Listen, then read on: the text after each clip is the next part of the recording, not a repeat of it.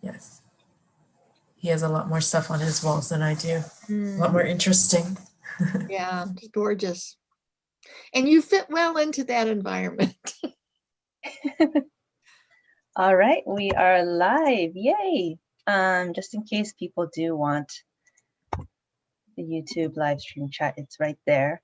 But since it is 1 o'clock, it is 1:01. I just wanted to start with, welcome. Good afternoon to everyone who's joining us. Thank you so much for joining us on this Sunday afternoon. We have a wonderful program prepared for you. So first, I wanted to open with a slide. And again, welcome. My name is Akemi Chan Imai, and I am the program manager for the Oakland Asian Cultural Center. And I'm really excited to be able to host today's event with some of our key partners. I just want to shout out Shizue from Right Now SFB. Thank you for your partnership so much. I'm very grateful. We also have representatives from Asian Health Services, their specialty mental health team, and also UC Berkeley Public Service Center. Thank you so much for your support for our events. We have, as I said, a very full program today. So what you're going to experience today, we have 4 presenters, and really it's going to be really a taste of some of the work and perspectives that they'll bring to us. And then we will follow that with a writing exercise for everyone to participate and also share out if you feel comfortable doing that. We will give time for that. Also at the end, we want to give time for like a Q&A opportunity. So if there's questions, things that you hear that you want to comment on, please feel free to use the chat. It's going to be a nice small gathering today, so I hope that everyone feels welcome and invited to have dialogue with us. It'll be really great to hear from you. So now I wanted to pass it on to Rachel because we have just a couple housekeeping notes for you. So Rachel? Yes, okay. Let's see.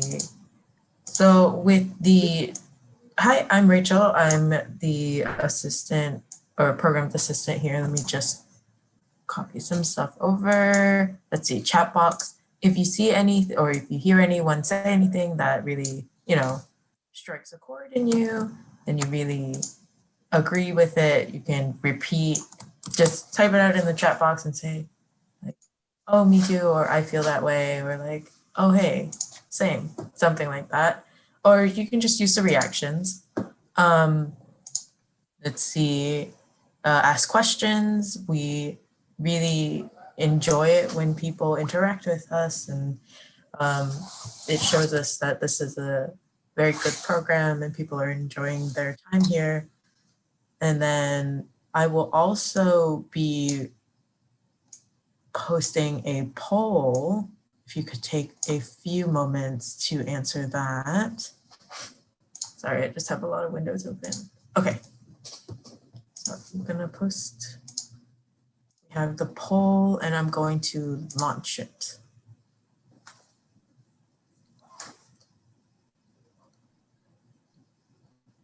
Yes, so if everyone could take a few moments to answer that.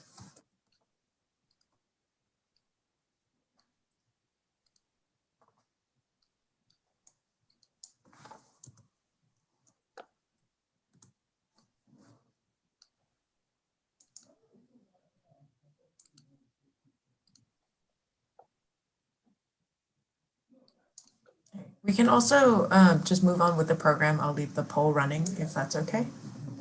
Yep, that's totally fine. Thank you, Rachel, for introducing some of the tech features for today's session. And as a preview, here are our featured wonderful presenters.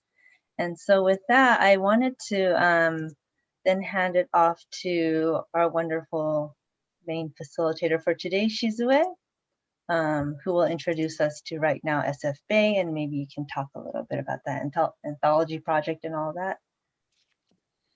Okay. Hi, I'm Shizue Seigel, and I'm the director of Right Now SF Bay. We support Bay Area writers and artists of color through workshops, events, and anthologies. And this event today is sort of the kickoff for our call to submissions for our next anthology, which is going to be called Essential Truths, the Bay Area in Color. Let's see. Is there another slide here or not? Akemi? I pulled up this one. I can move forward to The books. The other ones are later during the writing share Oh, out. okay, no problem. Okay, all right. Well, you can see that this is a photo of us at the main library last couple of years ago with our second anthology, Essential Truths. Endangered Species, Enduring Values. And I had a slide for our last anthology, Civil Liberties United, but I think we kind of got lost in the mad shuffle. I sent it in too late. So anyway, we have some amazing speakers today. And the first one up is Sandra Bass. She's contributed to a couple of our anthologies, and I met her in the Fillmore district a few years ago and didn't really realize who she was. And we had some great conversations about some of her life experience, working for with women and children in Africa, getting funding to them, and various other things that she's done for social justice and things. And she's also an amazing writer. And what I love about her, and then I found out, later that she's an associate dean at UC Berkeley, and she's the director of the Public Service Center there. And what I love about her writing is that she really puts a human face on what it's like to live while Black. You can hear terms like microaggression, but what does that mean? So with that, I'll turn it over to Sandra. She's got some great stories. Great, thank you so much, Shizue. And I have to say, you are like the patron saint of writers of color in the Bay Area. And interesting, because I have had my whole career has been in social justice, various different things. And really meeting you has given me energy to putting my voice out there. So much gratitude. So I began my career in social justice studying the police. And it was right after the Rodney King beating and the uprising in the early 90s. And I did that for about a decade. And what I learned from that time was that the police are not just this invading, independent, oppressive force. That in fact, they are a reflection of our value systems, our belief systems, our historical legacies, the power dynamics that exist in our larger society. And so if we truly wanted to do something about policing, we needed to look at these bigger issues. And so I sort of moved on to doing those bigger issues. And then this last summer, just 2 weeks before George Floyd was murdered, I was racially profiled in a neighborhood in San Francisco. So I ended up writing about that. And then shortly after George Floyd's murder, I wrote a piece about that. So I'm going to share excerpts from both of those. And it's sort of early thinking I have about what would it mean if we were to reimagine, first of all, reveal, unravel, and reimagine our country and our institutions and our relationships with each other. So the first one is called An Open Letter to My Neighbor Who Accused Me of Stealing. Dear neighbor, we've never met. In fact, I have no idea what you look like, although I have my suspicions. During a recent shopping trip, however, apparently you were intently looking at me and made some assumptions about who I am based on my race. Perhaps who all people who look like me must be? Well, you are wrong. Let me tell you why. I'll start with how I came to write you this letter. After spending several weeks out of town assisting my family during the sheltering order, I came home to San Francisco. I needed to go shopping and wanted to support our local businesses. So when I hit town, I went to our local health food store to grab a couple of bottles of essential oil. I stood in a long line. I paid for the oil. I did my part for the planet by not taking a bag, and then headed out the door right past an employee sitting there monitoring flow in and out of the store, receipt and purchase clearly in sight. I've lived and shopped in San Francisco for over a decade. Let me share what it's like to be Black in a city where the Black population is 5% and shrinking, and to live in a neighborhood like ours that is about 1.5% Black. I've been offered the homeless discount at our local pizza place. I've had staff at our drugstore be summoned so they could stare at me and offer me customer service on every aisle, even as I tried to pick up the most personal of items. One time, a neighbor threatened to call the police because he thought I was going through the garbage rather than taking mine out. Grabbing a cup of coffee or trying to buy hair products or clothes or food can feel like walking a gauntlet at times. I can be assured there will be many eyes on me all the time in any place, in any neighborhood in our fair city. To avoid harassment and with some resentment and ambivalence, I have acquired a habit of being reflexively vigilant about small behaviors I suspect you never even think about, such as being mindful about what I have in my purse before I go inside a store, nothing new or unopened that isn't accompanied with a receipt, or being extremely conscientious about where my hands are at all times. No quick movements, especially when touching items on shelves, and careful, deliberate, visible placement when putting hands into pockets, purses, or bags. And always asking for a receipt, not for returns, but for proof. All of that is to say, I'm no amateur when it comes to shopping or simply living while Black. So imagine my surprise when the same employee I had just walked past with ease ran up to me as I got into my car, blocks away from the store. "Excuse me," he said, "but did you pay for those 2 vials you have in your hand?" Vials? Not a common word unless you work in a lab. And so I shot him a dumbfounded look accompanied by an audible "what?" Then he repeated his demand. "I need to know, did you pay for the vials in your hand?" For a moment, I thought it was a ploy to get close so he could do me harm. As it turns out, he was out to cause harm. Not the one I feared, but a very familiar one nonetheless. And I was not in the mood to entertain him. "Yes, I paid for this," I said sharply, and closed the car door and left. Shortly thereafter, I started to think about you, because I couldn't understand how the same employee who shot me a quick smile as I left the store would then chase me for nearly 2 blocks to accuse me of stealing. Not to mention the odd use of the term vials. I called the store manager the next day to share my story, and he confirmed that it was you, dear neighbor, who took it upon yourself to make a prejudicial judgment about me and then encouraged the staff member to address my so-called theft. I don't know anything about you, but given the demographics of our neighborhood and the store that day, I think it's fair to say you are probably not Black.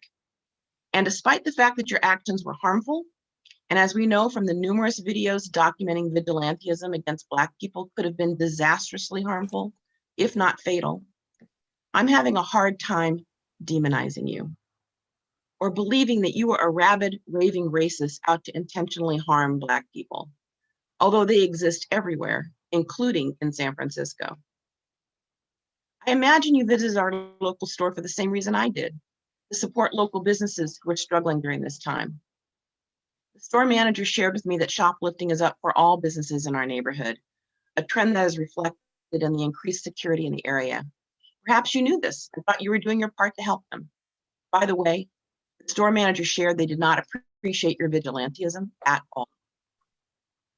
I wonder if you know that your privileged social position is so bestowed with implicit power, particularly in comparison to mine, it compelled an employee to act even when, as I later learned, it was against the store's policy of not alleging any theft unless directly witnessed by an employee. This could have cost him his job. In a worst case scenario, it could have cost me my life. Did you even consider that you were putting me in danger based on a prejudicial hunch? Maybe your entitlement is so normalized, it never occurred to you that you were weaponizing it and then walking away from the consequences of your actions. I also imagine you being one of those people who post things like, "We're all in this together" on Nextdoor, or bangs pots and howls with other San Franciscans at the appointed hour to give voice to our support for essential workers? If so, my question to you is, why didn't you see me as part of that we? Are you willing to be honest with yourself about how your biases color your perceptions of who can shop in peace, who belongs in your community, and how your narrow definition of inclusion is both deeply flawed and damaging to everyone? This public health crisis has laid bare just how detrimental our societal fissures are to all of us.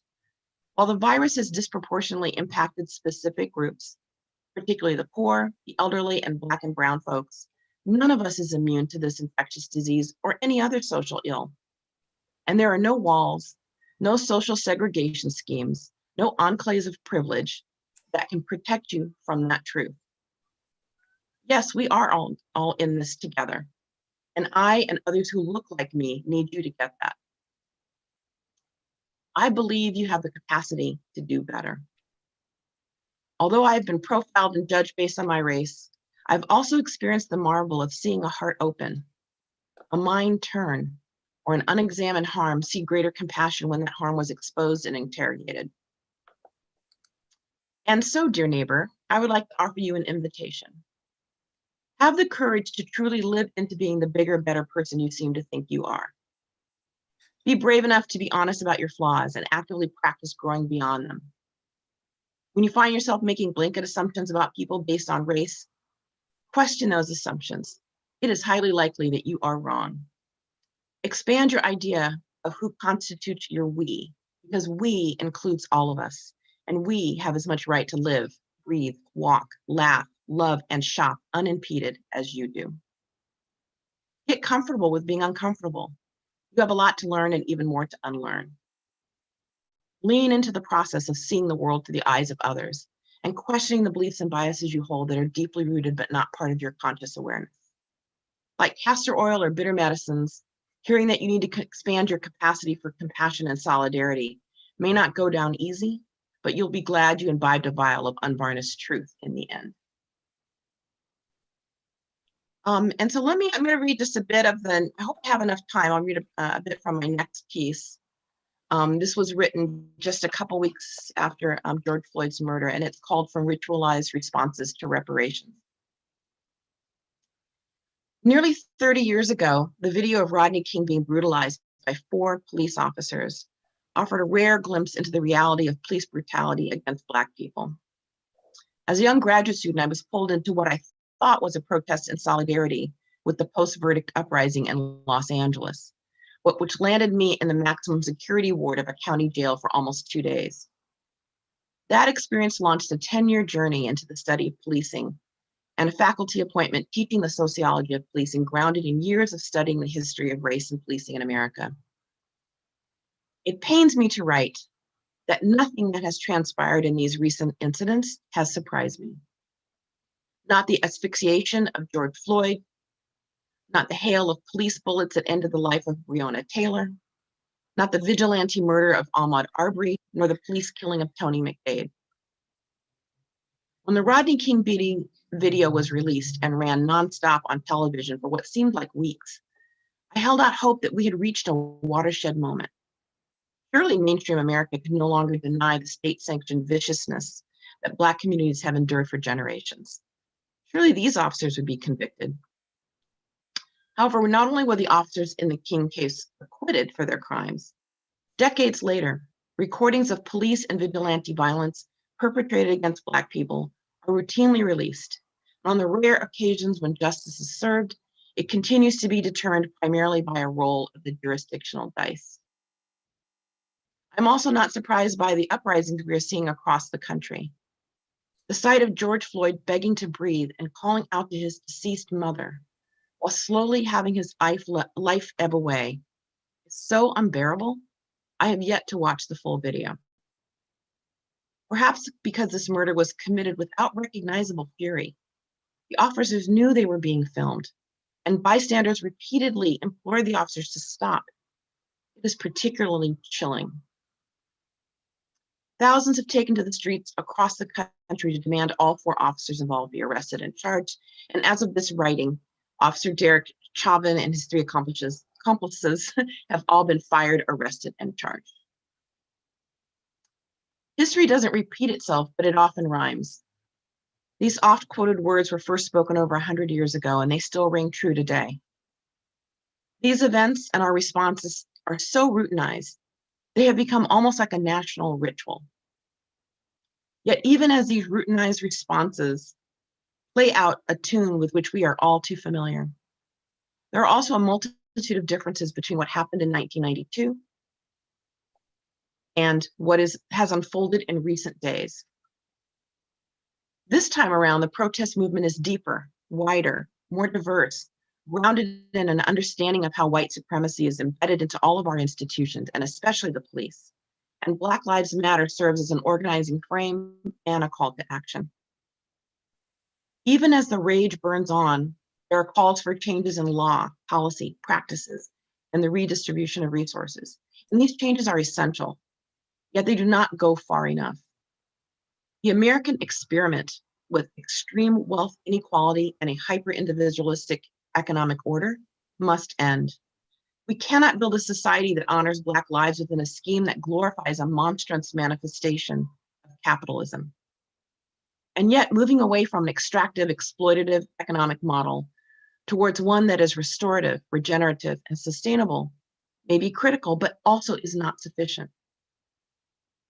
In his testimony before the US Congress last year, Ta-Nehisi Coates brilliantly laid out a compelling case for reparations for the descendants of African slaves.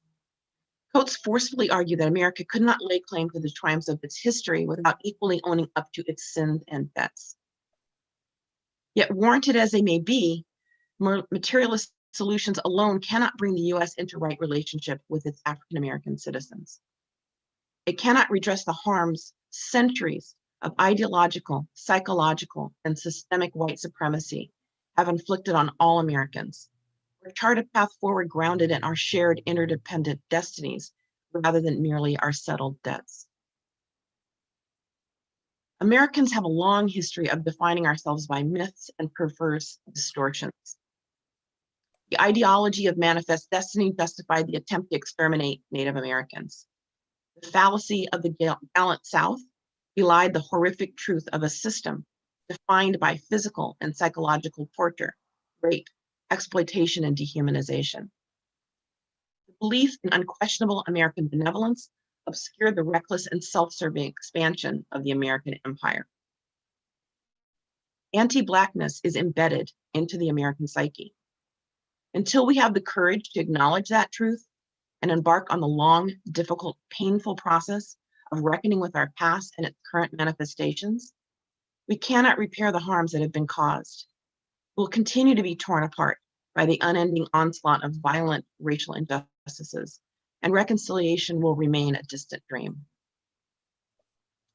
The call for truth, reparations, and reconciliation may seem beyond the bounds of possibility. However, there are organizations across the country that have spent decades seeding the ground for this work at the local level. These may be baby steps, but they are steps nonetheless. The onslaught of police violence and brutality towards Black people must end. Yet we would be remiss if we focus solely on changing policies and practices related to policing, or community safety, or economic development. With the multitude of risks we face as a country and as a world, we can no longer afford to engage in well-intentioned but ultimately ineffectual attempts to patch up our untenable social order. We have to reach into the heart of America, claim our shadows and our light, and trust that we can make it through the painstaking process of truth-telling and reparations that is necessary for all of us to be, finally, in right relationship with our country and each other. Thank you.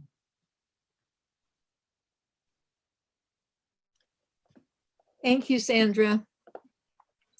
So next we have Roberto Lovato, who is a descendant of Salvadorian immigrants. And I heard him speak about his new book, Unforgetting, and I was just blown away. I've been wanting to hear these stories for a long time. I walk around the mission and I see the Latinx folks there and wonder about their stories and have a vague sense of the diversity within the Latinx community. And Roberto is telling stories that really need to be told.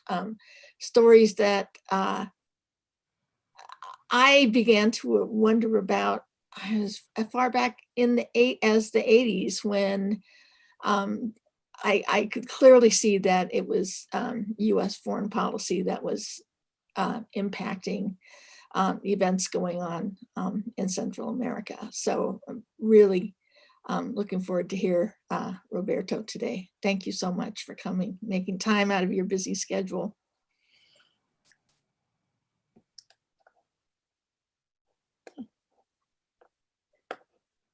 Roberto? Can you see and hear me? Yes. Okay, there we go. Thank you, Shizue. I'm honored and happy to be with you today to talk about my book, Unforgetting, that you have there on your screen. It's a memoir. Some people say, wow, that's a really cool adventure novel you've written. And I say, actually, no, it's an actual lived experience that I have of war, genocide, mass migration, mass grave sites, 2,500 miles and 30 years of this stuff that I've been covering as a journalist and sometimes engaged in as an activist and a former member of the FMLN guerrillas. And one that was born here in San Francisco. I'm here on Mission Street right now. And part of my mission is to connect this story that's told in the most superficial manner about children in cages and children being separated by their parent, by the government, and you don't get anything that's beneath. And there's this deep, even profoundly tragic and profoundly inspired story underneath it that I've been a witness to for decades, and that I'm connected to through my family. So my book is, actually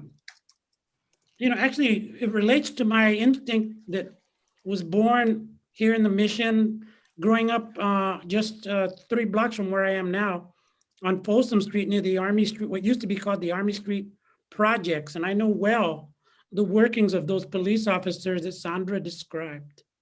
San Francisco police, I owe them a debt of gratitude for bopping my head into consciousness.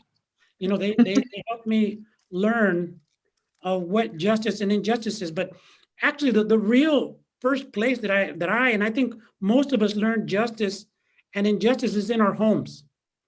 Our parents aren't perfect, and we're not taught to understand that, which is why I think the memoir genre is a powerful one, because it forces us to look at the imperfections that are our families, that are our parents, that are all humans, right? We're all imperfect. And I'm not talking about sin and all that stuff. I'm talking about just, we are imperfect and perfect at once.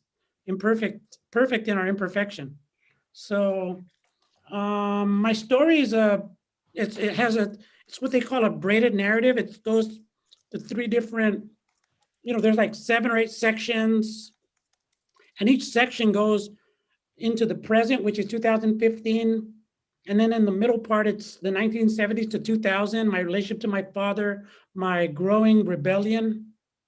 And then the third section is the early 1930s in El Salvador, which was, unbeknownst to most, the place where arguably the most violent episode in world history took place, La Matanza, in 1932. I've spoken to scholars at Oxford who told me that in terms of the numbers of people killed per day, per week, in a concentrated area over a concentrated period of time, El Salvador, they showed me the charts, and El Salvador is above World War I and World War II.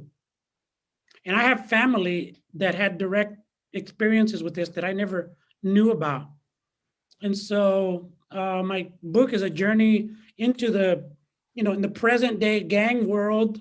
I'm trying to understand why El Salvador, at the moment that I'm there, is the most violent country on earth.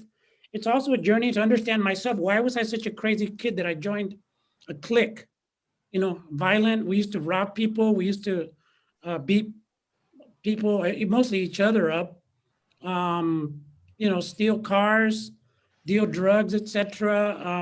I didn't know why I did this stuff, why I rebelled. And then the other rebellion was, why did I join in the 90s the FMLN guerrillas? I was an urban commando, and I decided to fight the US-backed fascist military dictatorship that the United Nations credits with perpetrating somewhere between 75 to 80,000 mass murders. 85% of them were perpetrated by the US-backed government. So I decided as a kid to join the opposition to that fascist military dictatorship that my government was funding, but I didn't know why I did such crazy things. And then the third layer is my dad had this really heavy secret that is, according to the New York Times and a few other people, an astonishing secret that he reveals. So I'm not going to reveal it because I want people to read the book, right? So you're going to forgive me.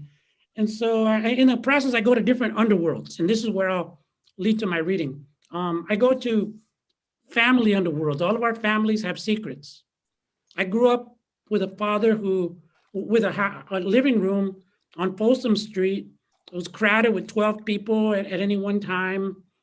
And pictures of my mom's family, my grandmother, my grandfather, aunts, uncles, cousins, nephews, grandnephews, the whole lot of my family was in our living room pictures, but there was only one picture of my father's family, my grandmother, Mama Te. And I never knew why that was the case. And I think a lot of our families have those kinds of secrets in them that we're taught not to talk about, much less research. But I'm the rebellious one, and I decided to go and put a candle into the darkness. So I go into the underworld of migrants. My book starts in 2015. I'm holding these heavy secrets of 30 years of what I've seen of war and other things. And I meet this child and this mother in this immigrant prison in Carnes in South Texas, you know, in this immigrant prison where, you know, the mothers would slit their wrists. You know, they had scars from trying to slit their wrists. The children had scars from trying to hang themselves.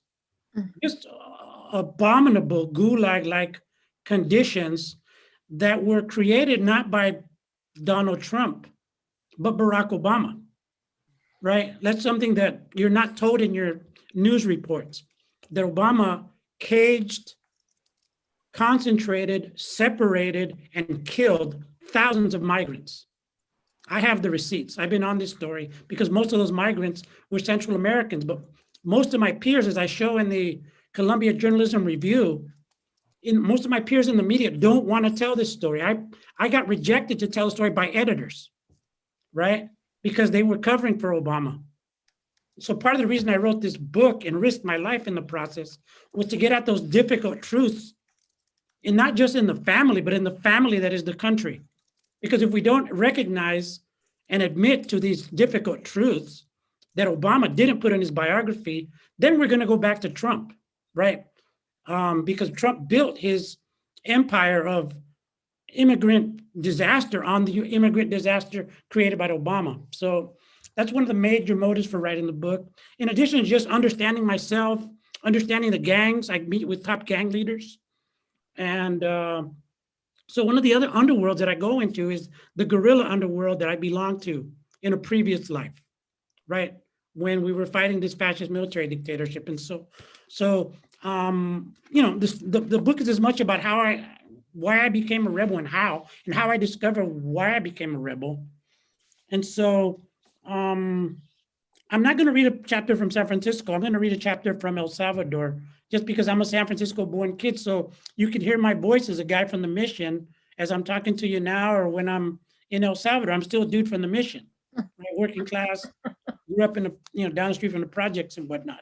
So the scene is, I've just been in doing operations with the urban commandos.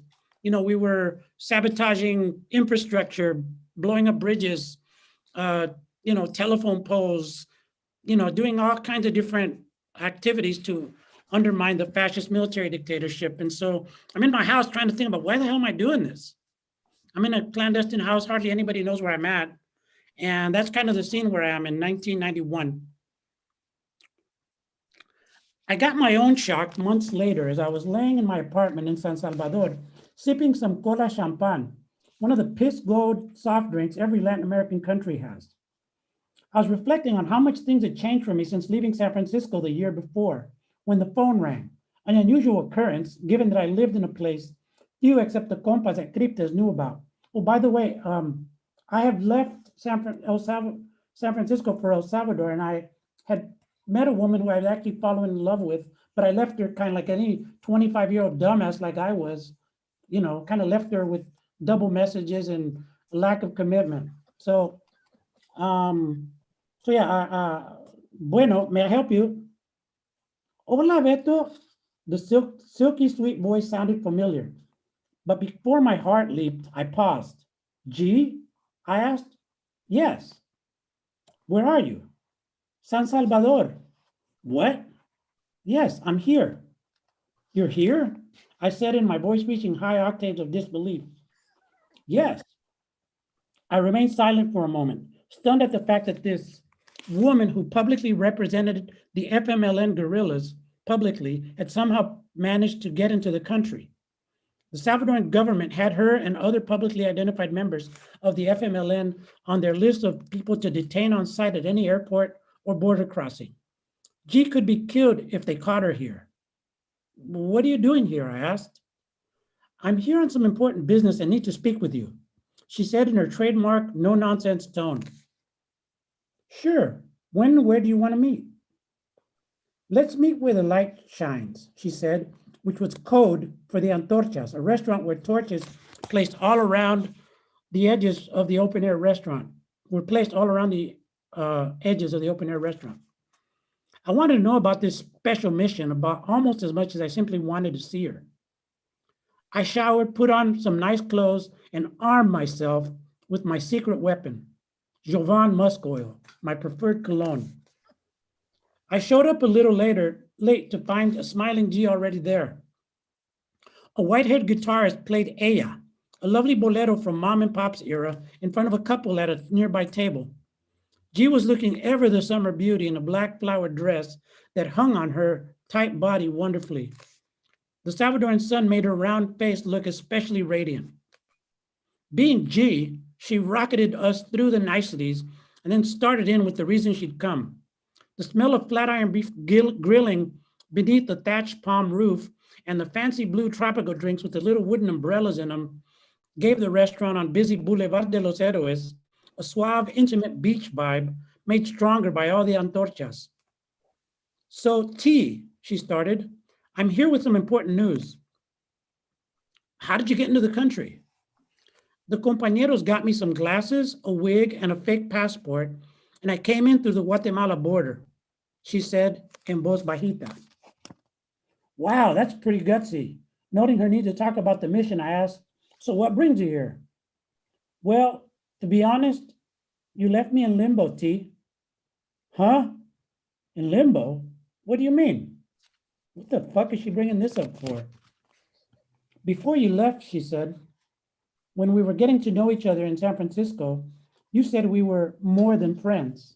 You gave me chocolates, you wrote poetry, and gave me other signs that led me to believe that what you said was true. Well, that's kind of true, I guess, but yet, on the other hand, you left things ambiguous, she interjected, like you weren't sure what we were after such beautiful moments we spent together. Okay, yes, I said, still waiting for the larger mission to reveal itself. You know me, Beto. You know that I like to be clear, said G, sounding like the focused diplomat and explosives expert she was. Yes, you do. You know that I can't stand ambiguity. No, you can't. So I would just tell you, Tito, I'm in love with you and need to know how you feel about me. I've been living with this ambiguity since last year and want you to be clear with me. I can't keep living like this. Uh-oh, that's what the What? That's what she fucking came for? Me? Fuck. Subversive in war also turned out to also mean subversive in love. My immediate thought, G came to undermine my game plan of macking on lots of women in wartime El Salvador. But I also recognized our shared desire. I kept looking at her in disbelief, and the rush of memories came back to me. Walking near my old church, talking about opera, feeling like she actually liked me for me, despite feeling like a fucked up kid in the mission.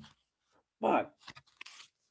So I did the obvious thing any red-blooded revolucionario Salvadoran macho would do in such a potentially explosive situation. Excuse me for a second. I have to go to the bathroom. I'll be right back. Okay, she said in that tone that said, what the fuck? On my way to the bathroom, I walked up to the old guitarist dude playing music in the restaurant and whispered in his ear. Then I went to the bathroom, combed my hair, and washed my face before I came out blasting like I was Michael Corleone entering gangster life at the Bronx Italian restaurant. I walked back up to the table. So you want an answer, I asked, standing before her with the guitarist behind me. Here's your answer. The guitarist started playing Sabor a Mi. I'd first learned the lyrics of the classic bolero turned lowrider oldie about the lover's taste when Pop used to play it for Mom. Now I used his Orphic powers to use myself. Now I put his Orphic powers to use myself. I started serenading G. The song ended. I smiled and said, there's your answer. She smiled back and got up to put her face close to mine. We paused to inhale each other's breaths, and then our lips finally touched. We decided to go to a cheap motel used by prostitutes working near Tia Esperanza's house on Cinco de Noviembre Street. Early the next morning before dawn, as we floated out of the motel, high on new love, we were greeted by the sight of soldiers who were about a block and a half away and coming our way. We turned and walked quickly the opposite direction, hoping that a taxi or some other vehicle might come in our direction, but there were no cars in sight. An eternity passed before we saw the lights of a vehicle approaching, surely our last opportunity to escape torture and likely death. As the car approached, I prayed, please let this be a taxi, please. Finally, the car came close enough that we could tell it was in fact a taxi. We rushed to it, hopped inside and sped away, back in the opposite direction from the soldiers. Determined not to let fascist military blues defeat our happiness, G and I decided to go on another date. We picked a lunchtime stroll near the Cryptes office where I worked along Boulevard de los Héroes, San Salvador's main thoroughfare. In the 70s, Rolando and my other friends and I used to come to Boulevard de los Héroes to ride bumper cars at the arcade where rich boys and their parents stared at us, trying to figure out why the boy in rich kids' clothes, football shirts, Levi's, and Converse, was with the kids in raggedy clothes and shoes. These were the same friends I tried to teach the words of B.J. Thomas's Raindrops Keep Falling on My Head, the beautiful breezy song I loved from Butch Cassidy and the Sundance Kid. Now G and I walked down the same boulevard, holding hands, enjoying the dreamy break from all the war shit. A new van with polarized windows put up ahead of us. I didn't recognize it. Instinctively, G put her hand on my arm in a gesture of caution. We stopped walking. Hey, Roberto! A man's voice called out as the van door slid open. Hey, I responded. I took a step toward the van, thinking maybe it belonged to one of my cousin Adilio's Richard's friends. G quickly grabbed me by the shirt. Do you know who that is? She asked. No, but they said my name. I couldn't imagine any sinister dudes doing anything in broad daylight on the busiest street in the country, no less. But G could. Okay, T, she said in a calculating voice. At the count of uno, dos, tres, we're gonna run. Uno, dos, tres, and with as much speed as we could muster, G and I came down side streets searching for some cover. We waited behind a parked car on a side street for a while, and then hopped the fence into the backyard of a home, and then another, until we reached an abandoned yard with heavy brush to hide in. We stayed kneeling there, holding hands for what seemed like hours, until we felt safe enough to walk outside again. So began our engagement. stitching together the fragments of our lives, doing our best to feel safe in love and in war as we carried forth the law-breaking tradition passed on by the poetic outlaws who preceded us.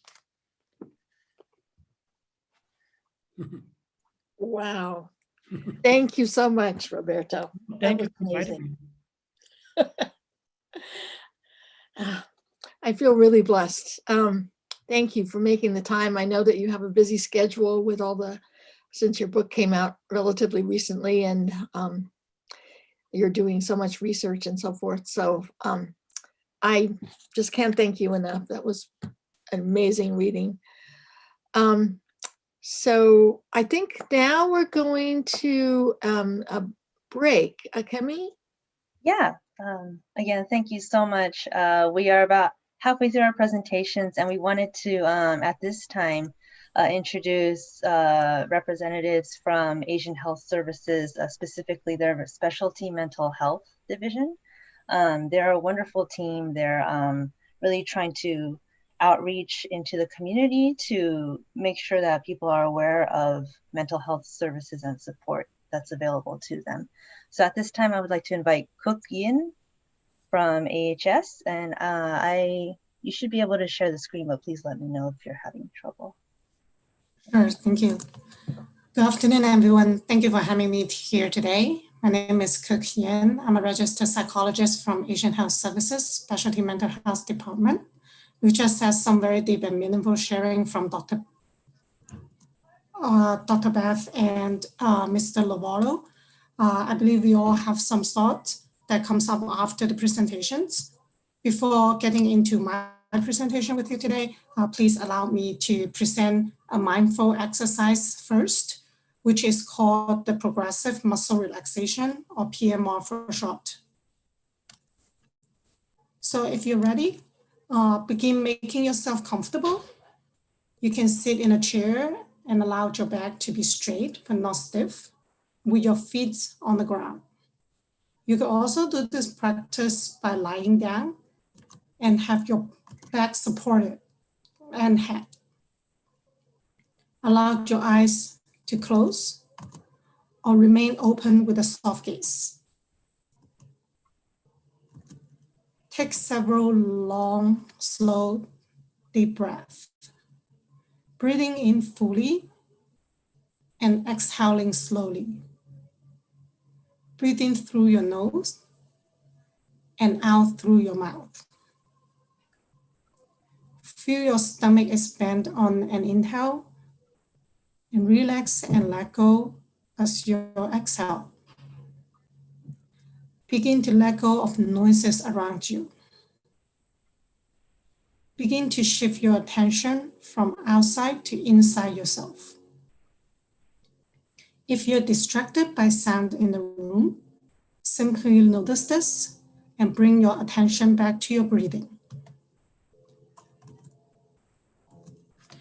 Now, please bring your attention to each of the muscle groups in your body and follow my instruction to tense the muscle and relax.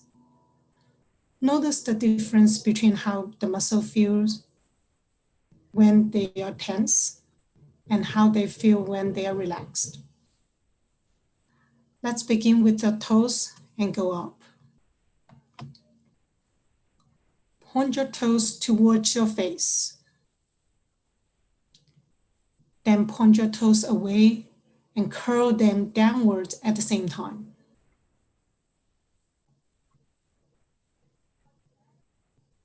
Go up to your sides. Clean them hard.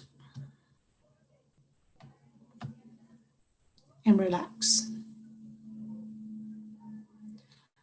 Go up to your hips. Press your buttock together tightly. And relax. Go up to your back. Arch your back up and away from the floor or chair. Relax. Go to your stomach. Suck it into a tight knot. Check your chest and stomach for tension. Now relax. Take a deep breath and hold it for 4 to 10 seconds. Feel the tension in your chest.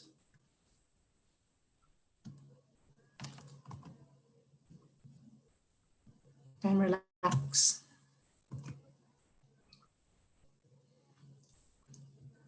Bring your attention to your hands. Clench them and relax. Go up to the wrist. Extend them and bend your hands back at your wrists. Relax. Clench your hands into fists. Bend your arms at the elbows and flex your biceps.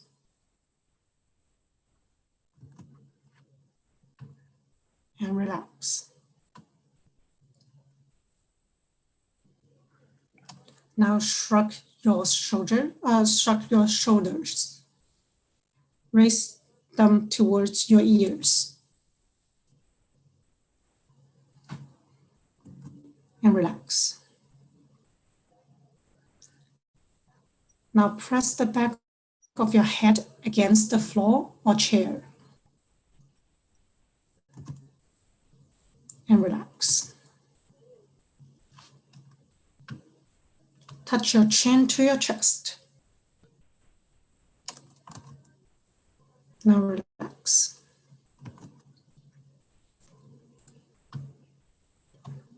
Move up to your head. Press your lips together tightly. Check your face for tension, but just use your lips. And relax. Smile as widely as you can. And relax. Close your eyes as tightly as you can. And relax. Now last, wrinkle your forehead into a deep frown. And relax. Now, bring your attention back to your breathing. Take some deep breath again and get back to the meeting when you're ready.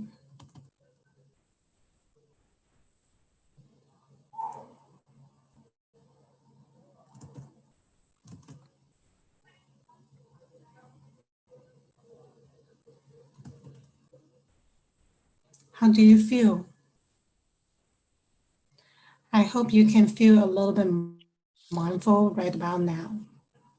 When we have something in mind, our brains tend to replay the message over and over again. For example, we have just shared some social justice issue. We undergoes COVID.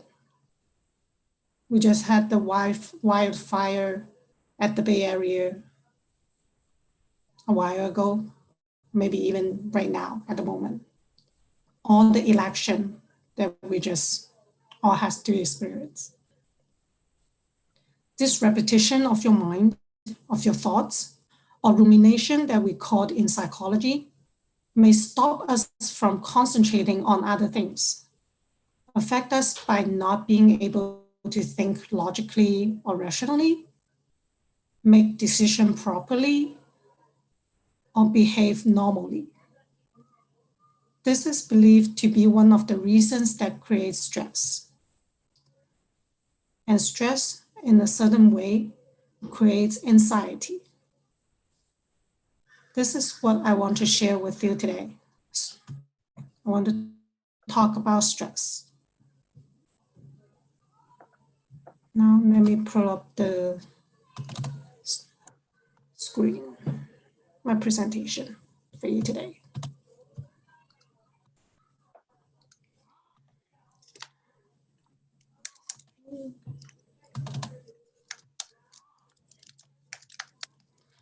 Like I just shared, or Akimi just shared with you, I'm coming from Asian Health Services, Specialty Mental Health Division. We are offering our service in different area in mental health in different languages. And here's some brief information. And at the end of my presentation, I'm going to share my e-flyer with you. So if you're interested, you can click the link and check it out more. So what's stress? So stress, explaining it in an easy way, is something that kind of bothers us, but that's what we think normally. However, stress can be both or negative, positive, or neutral. And when we take stressor away, the stress goes away as well. I want to take a lot of time explaining what stress is. I think everybody has their own stress. Here I presented some short-term stressors, long-term stressors, and maybe current stressors that we're all experiencing, some or all of them, like COVID situation, social distance learning, social distance, distant learning, discrimination, social justice, and all. These are the stresses that we're experiencing right now. And what are the common effects of stress? On your body, you may feel some headache, chest pain, muscle tension. You might feel your stomach being upset. You might feel nausea, you might have diarrhea, frequent urination, or you can feel fatigue, you can have sleeping problems, dizziness, or cold, hot spell. On your behavior, under stress, we might be overeating or undereating. We might have some anger outbursts. We might start using drugs or alcohol in a more harmful way. We might use tobacco or e-cigarette. We might be socially withdrawn or exercise less as often. On our thoughts may be more negative, maybe catastrophic thinking, or minimizing the problem. Or we might blame ourselves or others for something that went wrong. On your mood, you might feel anxiety, restless, lacking motivation or focus, feeling overwhelming, feeling irritable or angry, feeling sad or depressed. It can also affect your family or social relationships by having negative effect on family communication, unable to do family matter effectively, and again, social withdrawal that we mentioned earlier. So, how to manage stress? I think one of the ways that we just experience and practice together is some exercise or mindful techniques that we can use. So here are some ways that we commonly use in clinical setting, or even encourage our client or people around us to try. There are some easy ways to manage stress, or some progressive ways. I want to highlight deep breathing, muscle relaxation, meditation, mindful exercise, and also religious belief can also be very effective. If you don't think you want to do that and you don't think that's something you would do regularly, try to go to the nature. Trying to practice your hobbies more often, or have some voluntary experience. Those are also very good ways to manage your stress. And also trying to go to your friends, go to your family, go to the support system you have around you. So if you don't feel the stress, but someone that around you, someone that you care, you think they're experiencing some stress impact, you can approach them with calm reaction, adjust your expectation and demands on them. You can provide empathy, help them to practice self-care, or encourage them to seek professional help. Of course, when you're doing it, don't forget to practice self-care for yourself. And that's the presentation, a short presentation I have with all of you today. Again, this is some information about our clinic. One thing that I do want to highlight is that no matter if you want to ask simple questions from us regarding stress, anxiety, emotional hardship, or you want to refer someone, or you want to seek treatment from us, you can always call us on 510-735-3939. That's our access line. And we're very happy to answer all the questions that you might have. And I'm going to stop my presentation now, and I'm going to share the e-flyer, including the first and the last slides in my presentation, into the link, and you can feel free to check it out. Thank you very much.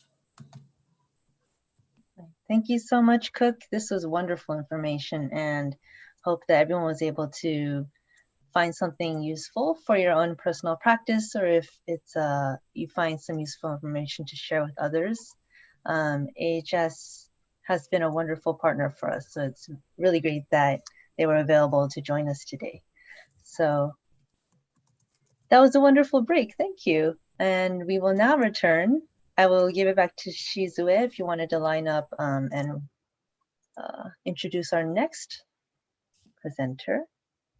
Okay, thank you, Cook. That was great. It's always great to be reminded of how mindfulness and conscious awareness really helps in times like this, when there's so much coming at us that we sometimes forget how to stay connected with ourselves and others. And speaking of connecting with each other, anybody who wants to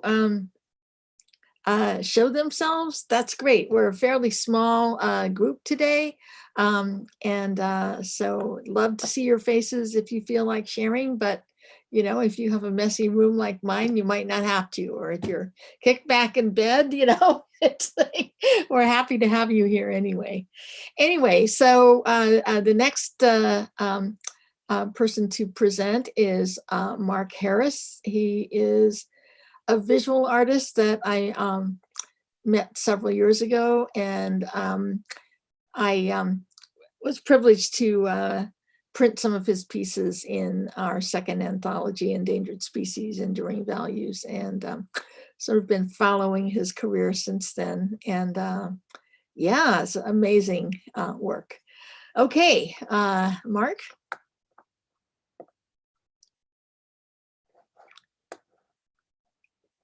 Mark, do you want to start? Sorry, I was on mute. Sorry about that. Thank you, Shizue. I'm really grateful for the opportunity to share with you today and with this group. And also, you know, I love the way the universe works things out. And I'm happy to go after Coop, because I believe that a lot of what my practice is based on, or what my artwork is focusing towards now, is really much more about individual reflection. Because I believe that what we're experiencing right now with the racial reckoning that's going on in our country has a lot to do with simply, the narrative that we've been told, that has been really foisted and forced upon us, and how we entertain it in our own thought processes and continue to see it play out day in, day out. It's really interesting to me that, we're in this situation where we're dealing with COVID.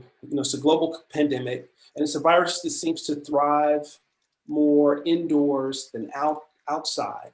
And so it's preventing us from being connected in the ways that we were used to, but now we're learning more, I feel, about what real connection is about and what's really important with our interactions with everyone else, with other human beings. It also really provided the backdrop, the setting that gave everyone a front row seat to the murder of George Floyd. This was a horrific and tragic event. Unfortunately, it's nothing new.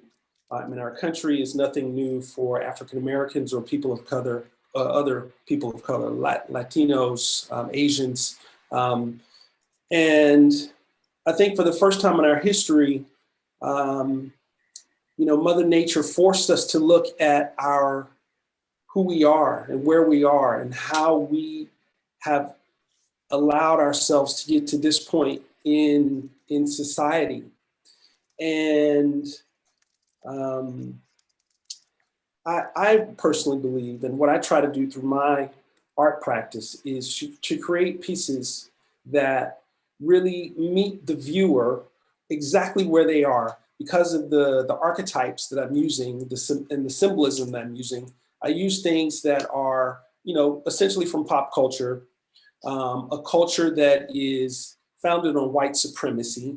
So we've all been inundated and brainwashed, if you will, to a degree regarding certain images, what they mean when you see, the perfect housewife with red fingernails, with a perfect birthday cake for her kids, right?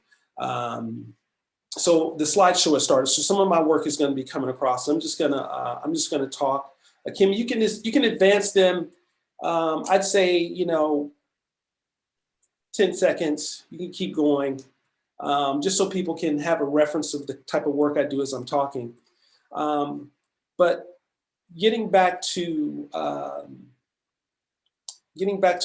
what I'm trying to do with my work is, I believe that the greatest change and the greatest advances towards a just and equitable society are really going to start with us first. Because we're so inundated with media images about, I know Dr. Bass talked about how she couldn't watch that video of George Floyd being murdered. I did watch it. And the just constant news of COVID cases and people dying. That prevents us from being effective. And Coop just addressed that a little bit. When you're so overwhelmed emotionally and mentally, you can't make good, clear decisions. And I believe that if we're able to reflect and ground ourselves and decide, cliched or not, what Gandhi said is being the change that we want to see in the world. We have multiple opportunities every day when we interact with people via Zoom, on the phone, out going to the store, to recognize and respect the humanity that exists in all of us. And that's the one thing in all of this madness that has gone on this year that we are in complete control of, is our thoughts. And so for me, I use my art practice as an entree into people's minds, because visual artists have a lot of power. Most of what we learn as human beings 85 to 90% of it is processed visually. And if I can create well-composed, powerful images that will arrest people and cause them to stop for 5 or 10 seconds and think about what they're seeing and how they relate to it, then I feel like I've done my job as an artist. And then hopefully from that point, people take how they've been impacted. Mr. Lovato's book, just reading and hearing, hearing his story, and now being able to take that, and as I go out into the world, how that will influence how I interact with people here in the Mission. My studio is in the Mission. So really going into high level here quickly, just so that it'll eat up a lot of time, but I think that's where our gains are to be made, because I think we've seen the problem. I think COVID provided us a front row seat to seeing police violence. And it's no longer enough to see the problem. Now it's about action.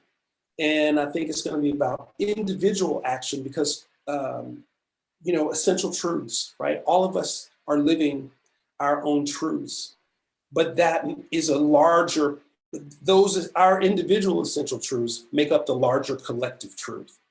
And so, the people that have attended this conference, this meeting, are people who are serious about wanting to see change and how they can make it in their lives. And the problems are so large that there's so many different ways that people can get involved in ways that they feel comfortable, where they feel like their strengths are. And then hopefully we can get our arms around this and move the ball forward. And for me, finally being able to rest in the fact that this is my role takes away a lot of the anxiety that all of us are experiencing. People of color in particular, we're experiencing COVID like everyone else, but then we're also experiencing potential violence from the state, as well as other, adverse conditions economically. COVID is hitting our communities harder. So being anxious and stressed doesn't help that any. It doesn't help our immune system. This is stuff that isn't new knowledge. So for me, having an art practice where I have decided to speak about things that are important to me, that generationally my ancestors were never allowed to do, is helpful for me. And I'm hoping that as I continue my practice in a way that is authentic, and in a way where I'm trying to reach out to people, or I'm trying to initiate conversation, that I'm modeling behavior for other people who see me to say, okay, I don't have to be an artist. I may not be a great writer. I may not be a great musician, but there's something that I can do where I'm speaking what matters to me, and I'm putting it out there in a way to where I'm trying to create positive outcomes. You guys just saw a little bit of my work. It is definitely very in your face. Once I put it out there, I cannot control what people think about it or how it impacts them, but I'm always open and willing to have a conversation. Hey, why did you put that? Why did you juxtapose this? What are you trying to say with that? Hey, well, let's have a conversation about it. And hopefully that will lead to further understanding and growth. Because again, that's where I believe that the greatest change is going to come as we're moving deeper into the 21st century, that it's not going to come from government institutions. It's going to come from individuals who decide what's important and what kind of a society that they want to live in. So with that, I will conclude hopefully I got 12 minutes in. And if you guys have any questions about any of the work that you saw, I'll be hanging around, or if you want to do it now, Shizue, I'm not sure where we are schedule-wise, but that's essentially what I wanted to share with the group today. Okay, well, thank you so much, Mark. Mark, that was wonderful. I think I'm going to move along right now, and then we have one more presentation by Sriram Shamasunder, and then we'll have a creative writing exercise where people can respond in writing to what they've heard and seen today, and then if there's possibly if people want to share what they wrote, they can do that. And then if we still have time, then we'll have a Q&A. I think people will have questions for you and some of the others as well. So thank you so much, Mark. That was really wonderful. So next up is Sriram Shamasunder. And did I remember correctly that you're, oh, it looks like you're home. When you participated in Lit Crawl, you were at work. I'm in my office. I'm at work. Oh, you're still at work. Okay. Sriram Shamasunder is South Asian American, and he is a physician he's a teaching physician at UCSF, and he is also a co-founder, director of the HEAL Initiative. And he's a very talented poet and writer as well. So I'm looking forward to hearing, what it's been like for him as a physician during COVID, and how that's impacted both his work and the work that HEAL has been doing. Thanks so much. And, and some of your work, your writing as well. So anyway, thanks so much. Thanks, Shizue. And yeah, thanks for having me. I also really enjoyed hearing from so many of the artists and the writers. And, I think just to continue almost like some of the comments that Mark was saying, I think I've been doing global health work. So this idea of taking care of underserved populations. I finished residency in Harbor UCLA, like the county hospital. And then I came up to UCSF and I asked if I could spend 6 months of my time essentially serving underserved populations in, East Africa. I was in Haiti after the earthquake. And, I wanted to, there's so much of a colonial legacy of medicine and trying to like solve other people's problems. We wanted to anchor also domestically in Oakland, in Navajo Nation with indigenous populations. And so I think that the crisis of COVID, in some ways I've been doing this work now, working with BIPOC communities for 12 years post-residency. And, I was in Navajo Nation, which had a significant COVID surge in the spring. And so per capita, the pandemic was one of the worst in the whole country, as much as New York and New Jersey during that time. And they're going through a surge again. And one of the, thinking about narratives, when I went there, it was very hard for my indigenous colleagues and they were part of the Indian Health Service, and the Trump administration had a kind of an embargo on them talking to the media and almost like a gag order. And so I was in this uncomfortable position of not being indigenous but talking to the media often. And so we had worked in Navajo Nation for a long time, for 6 years, and had a lot of trust in the community. And so we had, the program that I run, which is a health workforce capacity building program. We had like 52 what we call HEAL fellows, frontline health professionals that were working before COVID in Navajo Nation, both native and non-native, half native and half non-native. And, one of the questions that I often got is, from the media was like, why did COVID hit so hard in Navajo Nation? And oftentimes that was not a question that indigenous communities or Black communities, like if you think about the 1918 flu pandemic, the H1N1, like the effects in these communities always were several fold the general population. And so how does it find itself to a rural community was not really a question some of these rural indigenous communities were asking, because they had felt that, a decade after decade. And so oftentimes, just thinking about the narrative of when I spoke to the media, they talked about the root causes of what, and oftentimes I would start with, genocide, broken treaties, the underfunding of indigenous health. And if it was a taped interview, they would cut genocide out of my comments. And that would be like the first thing that they would cut. And so they were trying, in some ways to wrap a story around something that was easily more digestible for their audience. But in doing that, they kind of lost the root causes of why. You can start talking about diabetes and obesity in Navajo Nation, but you can't start talking about that without saying that there's only 13 grocery stores in the size of West Virginia, where in West Virginia, there's 162 grocery stores, right? So it's a food desert. And you can't start talking about, COVID spreading without saying that a third of the population doesn't have running water and electricity.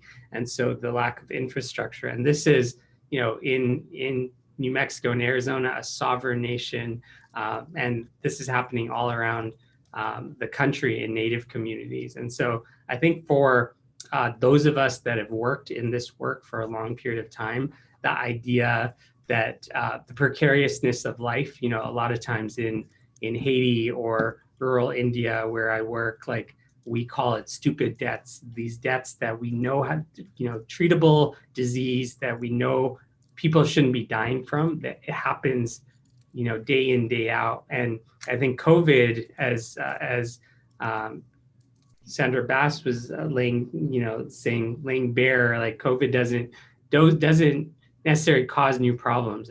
It just pours gasoline on old problems, right? And so oftentimes these the precariousness of life that communities of color in the U.S. have felt for a long period of time and internationally have always experienced. I think at once the United States is experiencing that precariousness, and then I think second of all, like the Trump, the way he was kind of the dictatorship of like not wanting to step out of power, that feels very familiar to those of us that have a foot in other parts of the world. So I think in some ways, COVID, as miserable as a year it is like just trying to light these issues and that most of us have experienced or known for a long period of time.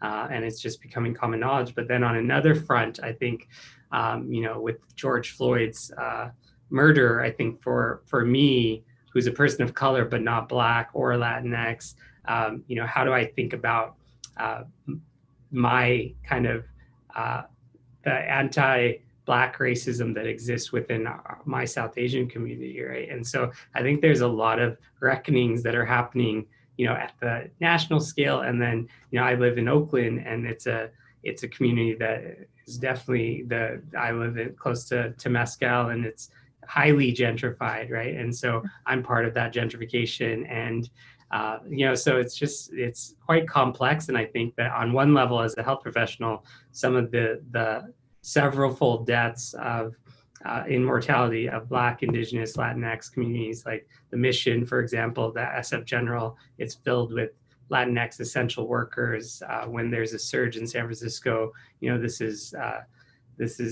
it's so obvious how much inequity there is. And then on another level, it's sort of, your painting mark of like, mommy, what are you going to do about racism? I feel like I have a 5-year-old and a 2-year-old, and she's getting raised as a brown girl in the United States.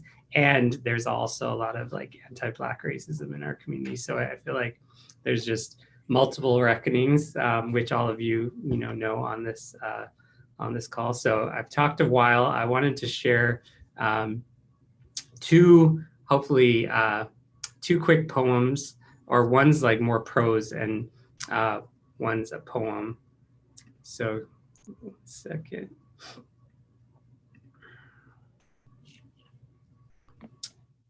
All right. So the first one is called My Dark Skin is So Much Like My Patients. In residency, I trained at a county hospital in Los Angeles. Black and brown patients lay on gurneys in the emergency room and lined the halls of the medical wards. Our patients were mostly poor and undocumented. The doctors were mostly white. One of my Guatemalan patients told me on that difficult month-long walk into the United States with blisters and diarrhea, our hospital was known as the first place to provide free and decent care. As residents, we lived and worked in the hospital so many nights, it felt like home. On one of my days off in street clothes, jeans, and a t-shirt, I went into the hospital to finish dictating some patients' notes. It was morning. There was a metal detector coming into the hospital. I collected my stale coffee from the cafeteria. Later that morning, I got stopped by a police guard coming out of the bathroom, suspicious I might have been shooting up in one of the bathroom stalls. I presented my doctor's ID out of my jean pocket, and immediately apologies flowed like water from an open faucet from the mouth of the police guard. My dark skin is so much like my patients. I learned never to walk the hospital without an ID. Until then, the hospital had felt like home, but it was not a home where I could move freely without question. It was not my home. A few months later, after a long call shift, I decided to drive to the ocean. Making my way to the water feels like making my way home. This is a habit of mine. The air by the water is fresh and clean and welcoming and opens the lungs after 30 continuous hours in the hospital. The neighboring cities of Redondo Beach and Hermosa Beach are beautiful, with strips of bars and flocks of white folks that flood them in the evening hours. It's 11 p.m. on a Thursday, and a beachfront parking is full. I want to bypass the crowds and the bars and go sit on the beach and clear my head. As I circle for parking in my sister's black, beat-up 2004 Jetta, I can see a cop car eye me as I come around the block, again, not finding parking. My black, beat-up car and my nearly black skin in this dark night. My third time around the block, the cop starts to follow me on my parking search, a slow dance around a 3-block radius. He pulls me over. The cop is rude. He flashes his light into the back seat where he suspiciously eyes an ophthalmoscope and reflex hammer. He shines a light in my eyes and asks what the paraphernalia in the back seat is all about. He doesn't give me a chance to answer. He asks for my driver's license and registration and proof of insurance, his voice finding its footing somewhere between irritated and angry. I am nervous. I lived in New York on 9/11, and immediately after, I saw fear in older white women's eyes as they looked at me. It is a look I recognize in my dying patients, the fear, but it always catches me off guard when I look in someone's eyes and realize I am the thing they fear. Back in the Jetta, my white coat hangs off the back of my driver's seat. My doctor's ID hangs off my white coat close to the driver's side window. The policeman's flashlight catches the ID and asks if I am a doctor. I say yes, at the LA County a few miles away. The piles of paper in his hand, the driver's license, the registration, the proof of insurance becomes like a lotus flower as he opens his palm and they flow back to me. He apologizes and apologizes. He says he didn't realize I was a doctor. He didn't realize that I worked at a hospital, the trauma center that takes care of cops when they get shot or hurt. My doctor's ID becomes a get out of jail free card, an I exist card. I exist, something to distinguish me from the black, the brown, the sick, the poor, the nameless, the undocumented, from my patients. What if I was a plumber looking for the sea after a hard day's work? What if I had been one of my patients, black and brown and nameless? I remember taking care of an undocumented Mexican man who worked and worked for 4 decades in the vineyards of Napa. He had never had health insurance. I saw him in the hospital when his bone marrow finally failed, exhausted by decades of field work. His body was announcing its existence the only way it could. If the soul is ignored for long enough, the body rebels. A mass in the throat rises to the surface of the skin. A cavity of a lung riddled with tuberculosis starts to bleed. The body announces its existence. Sometimes when I fill out death certificates, I wish I could write the cause of death as poverty or American racism. As a doctor, I am looking to make common cause with Navajo women. Uranium mine filled the earth and left bare for Navajo folks to fall ill. The uranium in the earth that rises again as a lump in a Navajo woman's breast. As a doctor, I am looking to make common cause with the Black boy stopped by the police, shot by the police without a doctor's ID to protect them. My patients where we work in Liberia, I'm looking to make common cause with 11,310 Black bodies who died from Ebola. They came into our awareness only in sickness and in death. Before blood flows from every orifice, can we note their existence? The 164 Black bodies killed by the police this year, the tens of thousands Black and Indigenous folks who died of COVID this year. May we learn their names in life. They exist. As a doctor, I aim to stand with them before the beautiful fire of their lives becomes ash. In this country, the only way I know home is through them. I aim to reclaim a space for home for the Black, the brown, the nameless, for my patients, for myself. I try to find my home through them.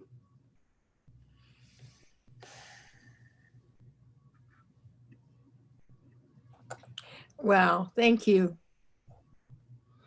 I love that piece. I'm glad you read it again. If you said you had a couple of pieces, do you mind if we're running out of time? Do you mind if we go to the writing exercise? Sure. Okay. Yeah, so these are some of the people in the Right Now community. I actually don't know Roberto that well, but I met him through Shizue Seigel, who has written about growing up Cuban American in the mission. And every one of us has stories, and many of us, because we've internalized the racism, we doubt our stories, we don't trust our voices, we're afraid of the family secrets, we don't notice the stress that we're laboring under. And one of the ways that I've found to heal, to connect with people, to allow us to hear each other's voices is through creative writing workshops. And Right Now has been doing, for the last 5 years, we've been doing creative writing workshops. And Kemi, can you hold up just for a second longer? I wanted to hold up the books. This was our first anthology in 2016, Standing Strong, Fillmore in Japantown. And then we did another one called Endangered Species, Enduring Values in 2018. And then I was going to take a year off, but the leadership in the White House impelled me to put out another call. This one came out in 2019. 100 writers and artists of color in the Bay Area, Civil Liberties United. Okay, so now we're doing another one that's going to come out next year. And Kemi, can you put up the slide? So this next one is going to be called Essential Truths, the Bay Area in Color. You don't have to identify as a writer or have a formal literary education to submit. We are looking for authentic voices that express your real world experience as a person of color. And how has this year impacted you? As you could hear from the writings, the sharing of personal stories is what touches our hearts and gets our attention. You know, we hear facts and figures and you know what we should do, et cetera, all the time. But what opens our hearts and makes us pay attention is the real stories of real people. And especially now with the pandemic happening, we don't have that opportunity to walk around the streets and get into a conversation at a bus stop or talk to the folks at the corner store. But those are where our stories are. So we welcome submissions of creative nonfiction, personal essay, poetry, some fiction, but reality-based fiction. I've been hearing a lot of speculative fiction, a lot of affirmations and that sort of thing at readings this year. And we need to reclaim our ability to take practical action. We can't just wish for it. You know, it's sort of like the liberal thing is, oh, if we wish hard enough, it'll happen. But we have to roll up our sleeves and get it done. I've been watching Roberto for the last 3 or 4 years, as a matter of fact, and I know how hard he has worked to get his book published. And the same thing with Mark. You know, it's like it takes time and energy. You have to roll up your sleeves and actually do it. You can't just wish you're going to do it or say you're going to do it tomorrow. So today we have the opportunity to get started. Kemi, can I have the next slide? So here are some writing prompts for essential truths. So, you know, 2020 tested every fiber of our beings, shook up our relationships with family, community, the nation, you know, upended all of our basic assumptions. So what essential truths have emerged for you as a person of color? What have you learned about yourself and others? How are you working for positive, sustainable change? There's a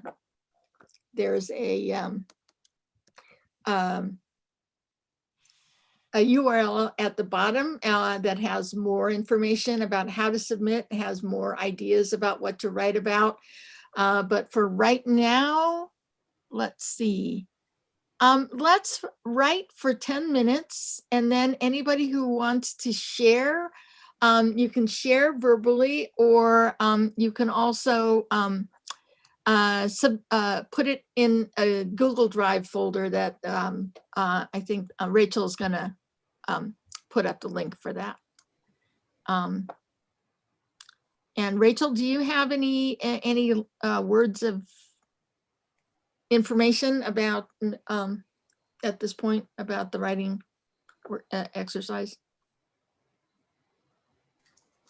I just posted the link to the Google Drive Okay. in the chat. So if anybody's looking for that, you can just look over there.